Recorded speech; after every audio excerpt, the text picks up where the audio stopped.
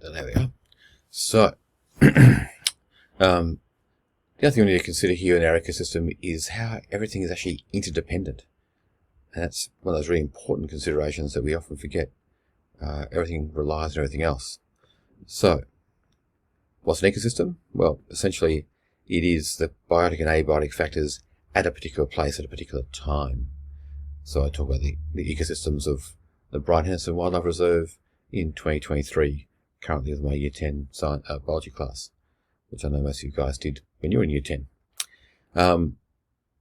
So what does that mean? Well, the biotic are all the living components. So those organisms, plants, fungi, bacteria, animals, but also their dead components, their wastes, and their dead bodies.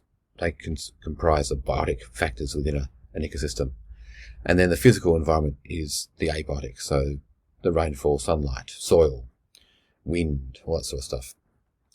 And these influence each other. These interactions occur between them and determine where we find certain individual animals and plants.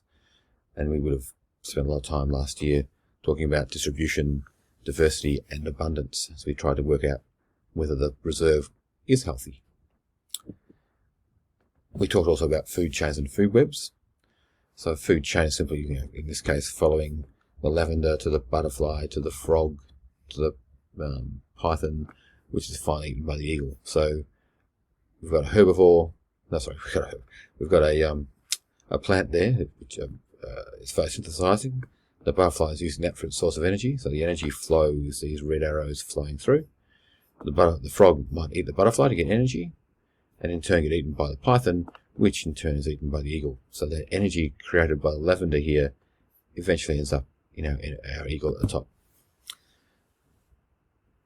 But, of course, places are much more complex than that. So we've got a number of different plants here producing energy, a number of different animals making use of that energy and then passing it through the system.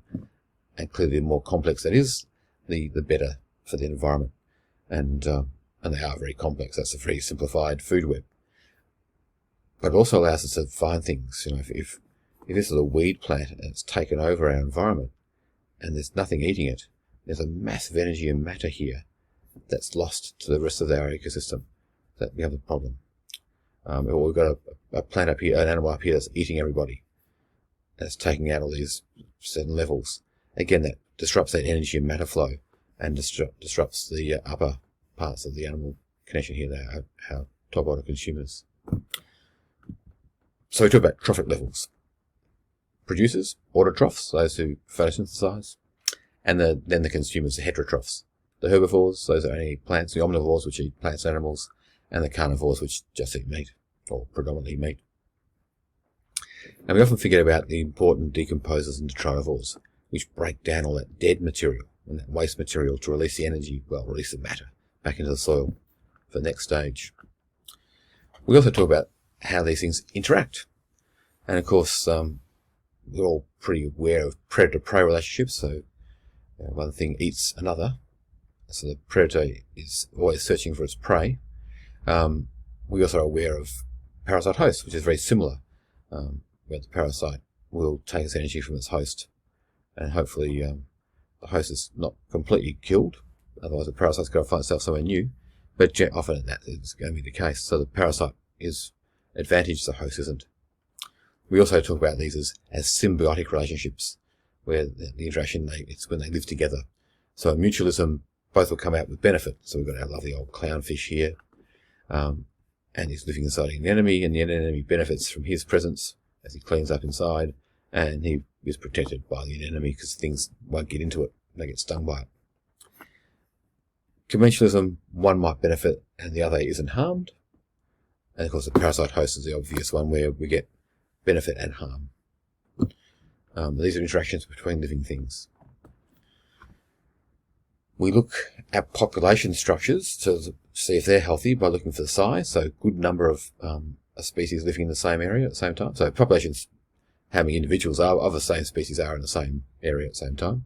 And a small population is more vulnerable to change. It has lower genetic diversity, but it also has fewer actual individuals, so change is going to be a problem. Larger populations are better. But you don't want to be so dense that you're hitting your carrying capacity too early.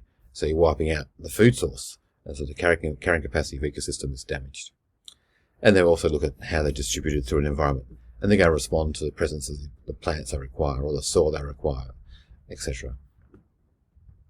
And we also talk about this idea of a keystone species, and many people argue that the dingo is a keystone species in many of our Australian ecosystems, where its removal means we've got non-native predators replacing it, which do more damage than the dingo did.